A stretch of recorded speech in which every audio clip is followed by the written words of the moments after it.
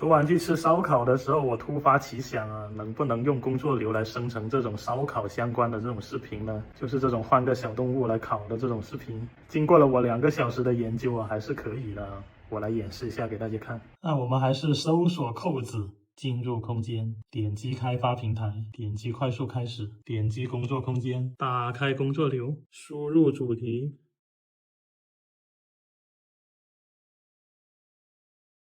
开始工作，完成了，1分钟不到。复制这个代码，